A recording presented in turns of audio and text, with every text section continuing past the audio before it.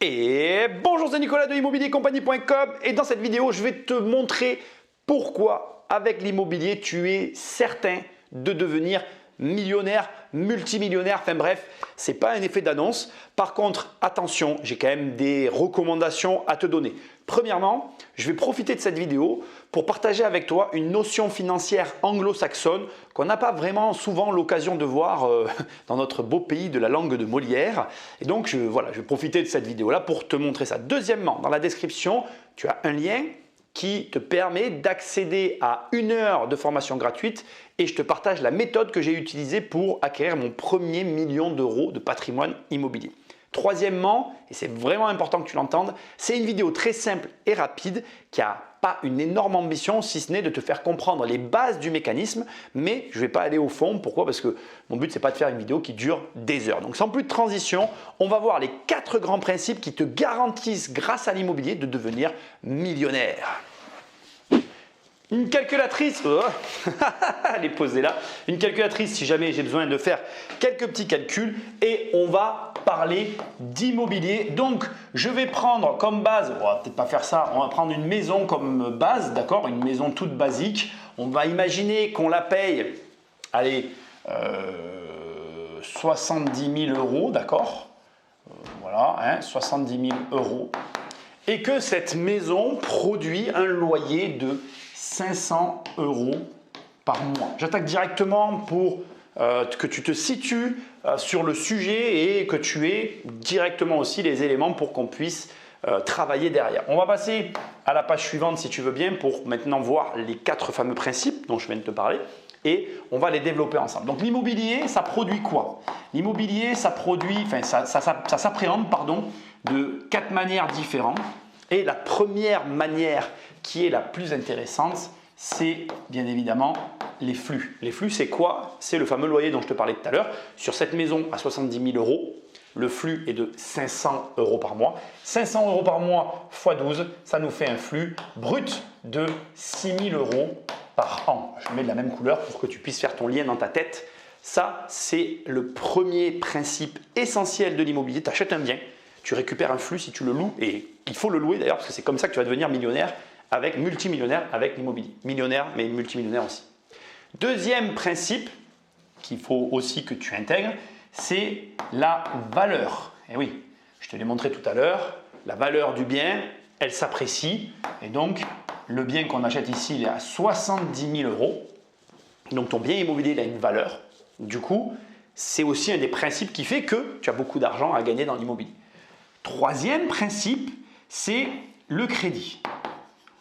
Alors ça, c'est hyper important parce que quand tu vas mener un projet immobilier, si tu veux être sûr de t'enrichir et de devenir millionnaire avec l'immobilier, il faut qu'il y ait un crédit. Dernier principe, il est fiscal. Parce que en réalité, selon ce que tu vas faire dans l'immobilier, tu vas en tirer des avantages fiscaux. Et de plusieurs manières, on va pouvoir en parler. Pas en profondeur, mais l'idée c'est que tu comprennes le principe. Alors là maintenant tu vois ça, tu te dis ok, c'est un classique, mais tu vas voir, il y a des subtilités. La valeur avec l'immobilier, elle a tendance à avoir une courbe assez linéaire. Je la fais peut-être même, je trouve, à chaque fois que je la fais, cette fameuse courbe, je la trouve, elle ne me convient jamais parce que je dirais que c'est une courbe comme ça, tu vois. C'est une courbe très proche, tu vois, si on devait tirer la droite, c'est ce qui fait d'ailleurs que l'immobilier est intéressant aussi, cette fameuse inertie, ce temps long. D'accord? Et à l'inverse, tu vois, le crédit, on est plutôt sur quelque chose qui va redescendre. Au fur et à mesure du temps, ça va descendre en flèche. Parce qu'effectivement, ta dette, tu la rembourses. D'accord? Et cet écart ici, ça va créer la richesse. Plutôt d'ailleurs, oui. Alors, forcément, plus tu vas être proche du début, alors on est dans l'autre sens, hein, j'en ai conscience, t'inquiète, je vais le faire proprement après. Plus tu es proche du début, moins tu t'enrichis. Plus tu avances ici et plus ta richesse, elle grandit, d'accord? J'essaye de l'écrire comme je peux. Voilà, mais tu as compris l'idée. Okay, donc, je vais t'expliquer le principe maintenant en revenant sur la page d'avant pour bien que tu comprennes de quoi il est question. Étape 1, tu achètes cette fameuse maison, tu la payes 70 000 euros. Pour faire simple, on va dire que c'est son prix, ok, qu'il y a tout d'inclus à l'intérieur, les frais que tu veux, frais de notaire, etc., etc. Et elle te génère 6 000 euros, d'accord, de cash flow. Et derrière, sur ces 6 000 euros, donc sur ces 500 euros, on va dire que comme tu as mis de l'apport à l'intérieur, on va dire que tu as un crédit de 300 euros. Allez, On met derrière moins 300 euros, ça fait 3600 euros par an. D'accord, on est sur des annuités, donc je calcule à l'année. Mais si en réalité je le ramenais au mois, en fait on pourrait tirer un trait ici, ça ferait 500 moins 300. On est d'accord? Et c'est x12, ça fait 6000, etc.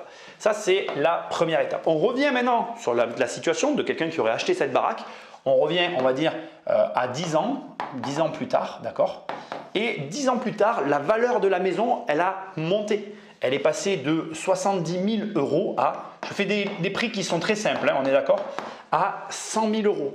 Comme il s'est écoulé 10 ans et que la personne elle avait pris un crédit sur 20 ans, la valeur du prêt qui est ici, qui est rattachée, donc on pourrait dire qu'il a emprunté 50 000 euros par exemple sur ses 300 euros par mois, imaginons, eh bien il se retrouve ici à 25 000 euros. J'ai mal fait mon truc, mais c'est pas grave. On a toujours nos flux à 6 000 euros. Alors j'ai aussi conscience que ça peut varier, mais tu m'as compris. Et la valeur du crédit, elle est de 25 000 euros, d'accord, face à un coût de crédit qui lui non plus, s'il a choisi un montant fixe qui n'a pas changé. Donc voilà, non, je n'aurais pas dû faire ça. On est comme ça. Et là, tu vas commencer à comprendre le schéma que j'ai essayé de te montrer tout à l'heure et puis je vais pouvoir faire mon pont avec la fameuse equity, enfin, le système anglo-saxon, tu vas comprendre. Donc, on a notre maison qui est là. Je vais peut-être prendre une nouvelle feuille. Non, je vais avoir du mal à la prendre, mais je vais me rappeler des chiffres. On va refaire le schéma que j'ai fait tout à l'heure. Donc, on a notre maison qui est là, d'accord? On a sa valeur de départ qui est de 70 000 euros, d'accord? Pour 50 000 euros de crédit pour 6 000 euros. Non, j'écris trop mal. 6 000 euros de flux, ok? Et on a la valeur de notre bien qui tend à monter. On a la valeur de notre crédit qui tend à baisser, puisqu'à bout d'un moment, on va revenir au point zéro. Et on a comme ça des points de valeur. Ok? Donc regarde, donc là on est à 70 000 euros. Là, on est sur une valeur de la société, pardon, excuse-moi, du bien immobilier de 100 000 euros.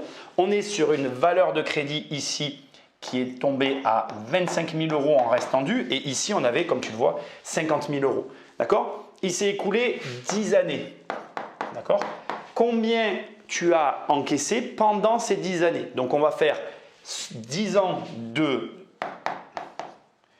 Je vais te faire l'équation ici. Pendant 10 ans, 6 000 euros pendant 10 ans, tu as encaissé 60 000 euros. On est d'accord? Ensuite, tu as gagné 25 000 euros sur ton amortissement. Et ensuite, tu as gagné 30 000 euros sur la valeur de ton bien immobilier. Ce qui fait que, regarde, 6 et 30, ça fait 90, et 10, ça fait 100, et 15, ça fait 115 000 euros. J'avais pris une calculatrice, je l'ai posée là, mais elle ne sert à rien en fait, je l'ai faite de jeu. Voilà, ok? Donc en fait, sur 10 ans, tu as gagné 115 000 euros. Maintenant, si on le prend sur une année, en une année, tu as une fraction de ces montants-là. Donc en fait, tu vas avoir gagné 6 000 euros sur un an, 2 500 euros d'amortissement et 3 000 euros. Bon, ça c'est un peu plus difficile de l'évaluer, mais tu vois, sur une année, pareil, tu gagnes de l'argent à plusieurs niveaux. 3 000, 2 500 et 6 000. Donc ça fait pareil, on se retrouve sur 11 500 euros. Intervention. Donc là, c'est le moment où je me rends compte qu'au montage, j'ai complètement oublié de te préciser que, désolé pour le bruit, ce calcul-là que tu vois, donc ce fameux calcul des 115 000 euros sur 10 ans ou des 11 500 euros sur un an, c'est précisément, de manière simplifiée, ce qui représente l'equity dans les pays anglo-saxons. C'est une des méthodologies de ces pays-là pour permettre le financement des projets immobiliers, ce qui n'est absolument pas le cas ni en Europe, ni dans notre beau pays qui est la France. Voilà, je voulais juste que tu l'aies en tête parce que je trouve que c'est quand même important et de le comprendre et de le savoir. Allez, je te laisse finir la vidéo. Il y a un élément qui reste en suspens, qui doit grandement t'intéresser. C'était pas ça, c'était plutôt ça. Qui est en vérité cette partie-là qu'on n'a pas vue.